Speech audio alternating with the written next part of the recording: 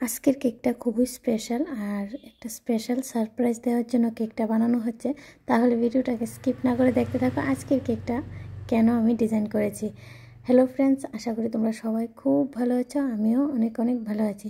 তোমাদের সবাইকে জানাই গুড মর্নিং। নতুন আরও একটা কেকের ভিডিও নিয়ে চলে এলাম তোমাদের সাথে শেয়ার করার জন্য। আমি প্রথমে কেকের মধ্যে ক্রিমটাকে ভালো করে লাগিয়ে নিচ্ছি, তারপর আমি সুন্দর করে ফিনিশিংটা দিয়ে দেবো।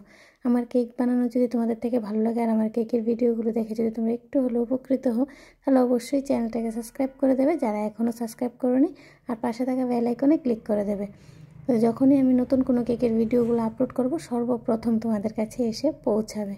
তাহলে আমি এখন কেকের মধ্যে ভালো করে ক্রিমটাকে লাগিয়ে ফিনিশিংটা দিয়ে দিচ্ছি, তারপরে ডিজাইনে চলে যাব। তা আজকের কেকটা আমি প্রথমেই বলেছিলাম যে খুবই স্পেশাল ওকেশনের জন্য বানানো হচ্ছে। আমি আজকের কেকটা না বার্থডে ওকেশনের জন্য বানিয়েছি না অ্যানিভার্সারির জন্য। আজকে আমরা সব বান্ধবীরা হাজব্যান্ড ভ্রমণ করতে গিয়েছিল মহাকুম্ভে।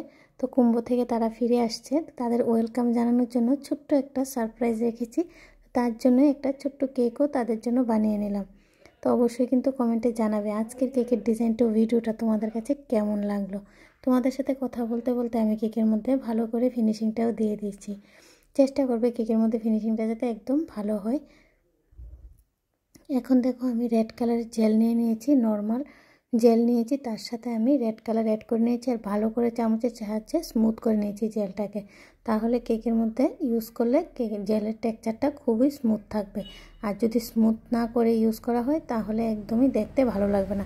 তার জন্য ভালো করে স্মুথ করে নিয়েছি। আর এখন বেলেট নাইফের সাহায্যে দেখো আমি সুন্দর করে লাগিয়ে দিচ্ছি কেকের মধ্যে।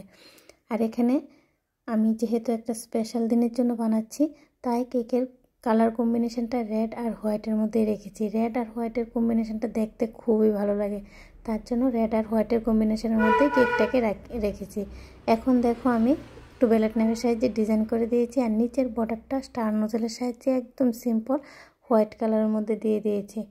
আর নিচের বর্ডারটা দেওয়ার পর কেকের লুকটাই চেঞ্জ হয়ে যায়, দেখতে অনেকটাই ভালো লাগে। দেখো কেকের লুকটা কতটা চেঞ্জ হয়ে গেছে নিচের বর্ডারটা দেওয়ার পরে। আর আজকে আমি কেকের মধ্যে একটা রিয়েল রোজ ইউজ করব।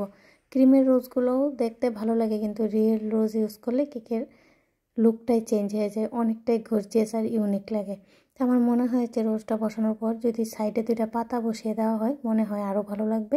তো আমি সাইডে রোজ থেকেই কাট করে নিয়েছি, দুইটা পাতাও বসিয়ে দিলাম আর কিছু হার্ট শেপ বসিয়ে দেবো। এগুলো আমার কাছে ছিল আর্টিফিশিয়াল, তো এগুলো আমি এক সাইডে বসিয়ে দিচ্ছি।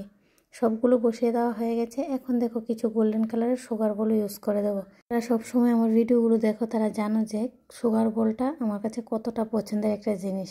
তো আমি ভাবলাম যে আজকের কেকটার মতো কিছু সুগার বল ইউজ করে দেওয়া যাক। আর যেহেতু তাদের ওয়েলকামের জন্য কেকটা বানাচ্ছি, তাই আমি ওয়েলকাম লিখে দিলাম।